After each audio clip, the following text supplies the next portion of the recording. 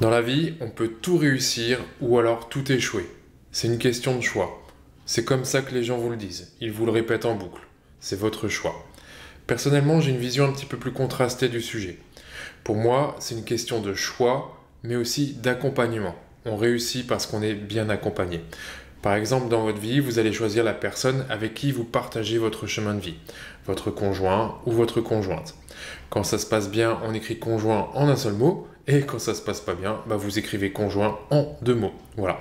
Mais il ou elle reste votre choix d'accompagnement. Et ce choix va faciliter ou non votre accession à des niveaux supérieurs de votre vie, à tous les niveaux que vous désirez accéder. Un petit peu comme le prof de maths qui va vous faire aimer les maths, ou le prof d'espagnol qui va vous faire détester l'espagnol. Et puis vous aurez aussi peut-être le prof de saxophone qui va vous transmettre sa passion tellement fort que vous allez devenir un saxophoniste digne de John Coltrane. Vous arrivez à devenir en fait dans votre vie une meilleure version de vous-même selon le choix que vous mettez dans votre entourage. Je m'appelle Nicolas, j'ai 43 ans et un jour j'ai rencontré le John Coltrane de la finance. Il s'appelle Cédric Froment et il vit avec des claquettes aux pieds et une planche de surf sous le bras. Il n'a aucune ressemblance, ce Cédric Froment, avec un prof barbant d'économie qu'on peut en croiser à la fac, ni même avec aucun autre prof d'ailleurs. Et pourtant, c'est le meilleur prof que j'ai jamais connu. En général, quand on signe pour une formation en ligne, on achète l'image qu'on a de cette formation depuis l'extérieur. On a une vague perception de comment va être cette formation, mais on ne sait pas vraiment si elle va nous plaire, si elle va vraiment révéler en nous le futur virtuose qu'on souhaiterait être sur ce domaine. Encore une fois, tout est question d'accompagnement et on choisit cet accompagnement. En 2016, j'ai signé à l'époque pour LSL 1.0 comme d'autres élèves dans cette promotion-là et j'ai choisi aujourd'hui de vous raconter cette expérience. À cette époque-là, en 2016, on n'avait pas encore tous les avis consultables par les élèves des promotions précédentes. On était les premiers, donc on naviguait à vue, on n'avait aucun recul. Aucune possibilité donc du vécu des autres qui auraient testé le programme avant nous, il n'y avait rien. Est-ce que le prof était bien? Est-ce que la formation était à la hauteur de nos espérances? On n'en savait rien. Il y avait juste l'image que LSL nous renvoyait, que LSL me renvoyait. Et au fil des semaines, je me suis inscrit et au fil des semaines, cours après cours, je suis tombé amoureux de l'aventure. La façon dont la formation était écrite, sa progressivité, la pédagogie qui était dedans et la profondeur de cette formation. C'est une exploration complète de tout ce que Cédric a testé de plus pareto possible dans le trading au cours de sa vie et il a tout vulgarisé dans cette formation-là pour qu'un débutant puisse devenir autonome. Rétrospectivement, les plus belles décisions que j'ai prises dans ma vie sont 1. D'avoir osé un jour adresser la parole à ma femme et 2. D'avoir cassé la tirelire pour faire LSL. Ces deux décisions-là m'ont ouvert les plus belles aventures que j'ai connues. En fait, j'étais même un des derniers élèves à s'inscrire sur la première promotion de LSL. J'ai failli louper le coche. Et 8 ans après, je suis effrayé à l'idée que j'aurais pu passer à côté de tellement de choses si je n'avais pas sauté le pas. Je vais essayer de vous expliquer deux vérités importantes par rapport à tout ça sans partir vous faire un roman. La première vérité, c'est cette phrase qu'on m'a dite un jour et qui fait vraiment sens en moi. Je n'ai jamais vu un salarié devenir millionnaire, sous-entendu avec son salaire seul. Pour atteindre une telle taille de capital, il faut travailler une culture financière que de base on ne nous enseigne pas à l'école. Puis, il faut mettre en place une stratégie qui repose généralement soit sur l'acquisition de biens immobiliers, soit sur des investissements financiers. Moi, j'ai choisi des investissements financiers. On va prendre le livret A. Le livret A qui est un des placements préférés des Français et honnêtement, c'est le meilleur placement net qu'on pourra trouver dans une banque. Voilà. Les chiffres du livret A, il est plafonné à 23 000 € maximum et il accroche péniblement les 3% par an. Ça, c'est pour les bonnes années quand le gouvernement ne le redescend pas à 0,5% par an. Donc, démonstration pour devenir millionnaire avec votre livret A. Je vous propose cette petite expérience chiffrée. On va voir si on peut devenir millionnaire avec un livret A. Donc, à l'année 0, on met 23 000 € sur notre livret A et on va demander à la feuille Excel de nous calculer le rendement qui est proposé chaque année sur le livret A. Donc, c'est 3%, donc 1,03. Ça veut dire que l'année d'après, en ayant mis 23 000 euros, on se retrouve avec 690 euros de gain.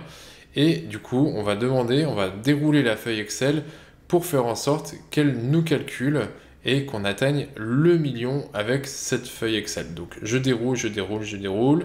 Là, je lâche la souris, hop là, et je vois qu'on atteint 1 million quand on arrive, hop là, pile ici.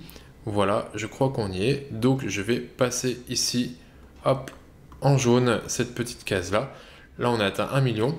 Et donc, du coup, je vais faire la même chose avec les années. Je voudrais savoir au bout de combien de temps on atteint le million. Et là, j'ai un petit peu peur du résultat parce que le million, on l'atteint beaucoup, beaucoup, beaucoup plus bas. Attention, on l'atteint, hop là, on l'atteint ici.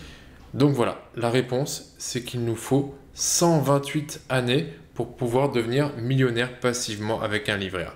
Donc, en fait, on peut devenir millionnaire avec le livret A, mais il faut 128 ans et je pense qu'on sera plus vivant d'ici là. La deuxième vérité, c'est que tout le monde ne rêve pas de devenir millionnaire. Et c'est mon cas. Le résultat d'accumuler des zéros sur un compte, ça ne m'attire pas plus que ça. Moi, ce qui m'attire, c'est l'expérience. J'ai retrouvé une de mes toutes premières feuilles de salaire d'ailleurs à l'époque, de quand j'étais kiné salarié à l'hôpital. Je vais l'afficher là ou là dans la vidéo, vous verrez. À l'époque, je gagnais 1340 euros par mois, je crois. J'adorais ce que je faisais, j'adorais mon job, et en plus, j'avais 2h30 de route par jour pour aller au travail. Tout ça pour dire que moi, dans ma vie, je n'ai pas besoin de posséder une voiture rouge qui va vite et qui fait tourner les têtes pour être heureux. J'ai une Clio blanche, ça me suffit et c'est parfait.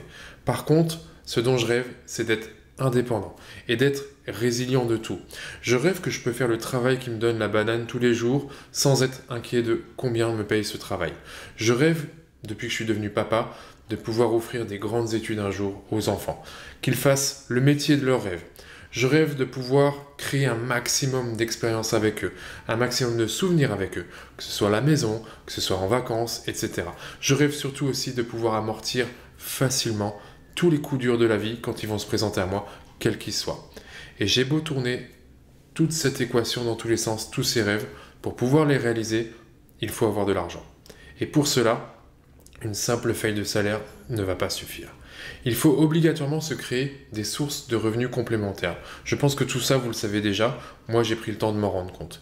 Et pour ça, il faut maîtriser un process qui va permettre de faire travailler vos économies bien mieux que ce que peut proposer votre banquier et sans que cela ne vous coûte trop de temps. D'ailleurs, pour aller un petit peu plus loin sur le sujet, je ne crois pas dans le système de retraite. Je sais déjà que je ne pourrai pas compter sur un État ou sur un gouvernement pour m'aider dans mes vieux jours quand je serai à l'automne ou à l'hiver de ma vie. Alors l'idée, c'est de tomber maintenant amoureux d'un process qui me fasse monter en compétences et qui me permette d'apprivoiser une méthode qui va sécuriser tout le reste de ma vie. Tout cela, c'est ce que je me suis dit en 2016 quand je m'inscrivais à LSL 1.0.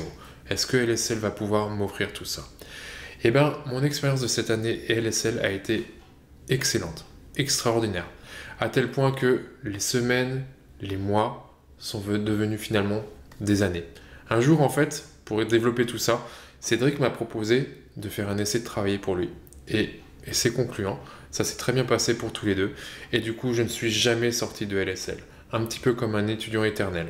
Et donc, du coup, je me suis retrouvé en immersion complète dans la pédagogie et dans l'enseignement de l'école.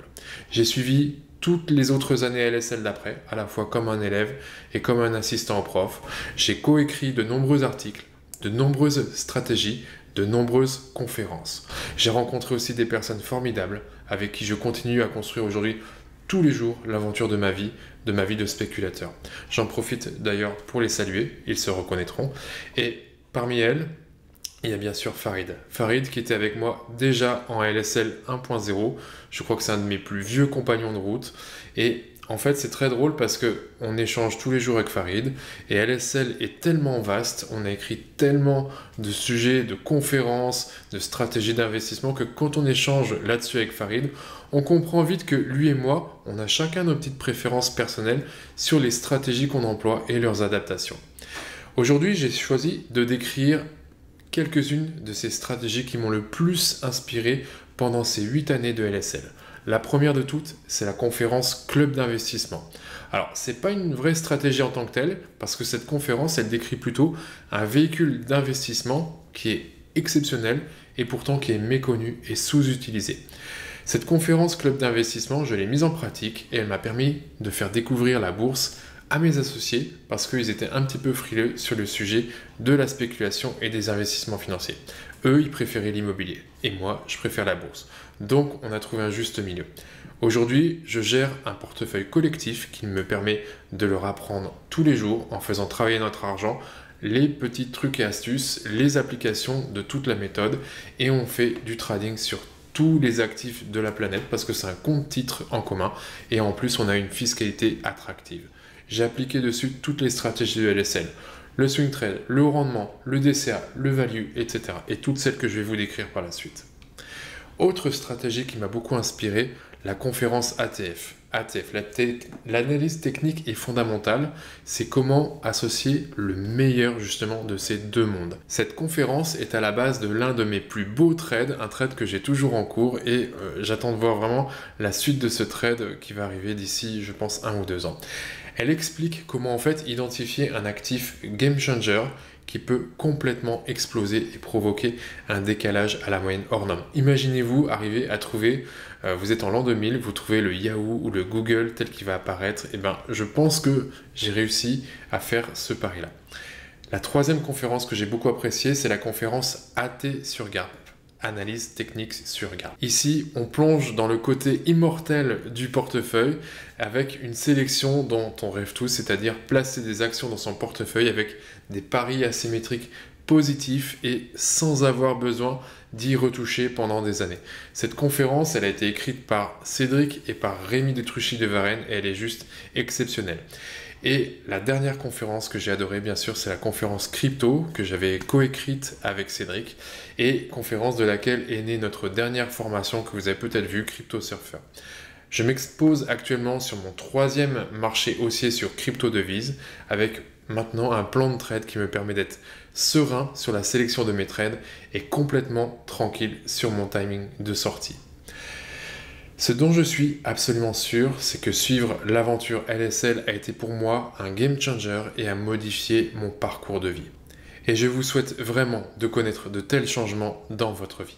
Il y a quelques temps, un des élèves nous a dit sur le support en rigolant, parce qu'il était en train de s'inscrire justement à LSL, il nous a dit « Oui, mais Cédric nous fait le coup chaque année de faire croire qu'il n'y aura peut-être pas d'année prochaine. » Et en fait, c'est vrai, il y a effectivement une année où tout s'arrêtera, il n'y aura plus de LSL. Moi, personnellement, je sais que je serai déjà très bien formé et je continuerai ma vie de spéculateur comme je la fais déjà pour tous les jours. J'aurai peut-être un petit peu de nostalgie sur toute cette belle époque où on formait des élèves, on discutait avec eux, on s'exposait tous ensemble sur les marchés financiers. Mais j'espère pour vous que d'ici là, d'ici à ce que ça s'arrête, vous serez passé à l'action pour n'avoir aucun regret d'avoir peut-être encore repoussé d'1 an votre inscription avant de franchir le cap parce qu'il y a beaucoup qui le font. Donc à tous et à toutes, je vous souhaite une excellente année sur votre trading, qu'il soit sur action, sur ETF et sur crypto. Ciao!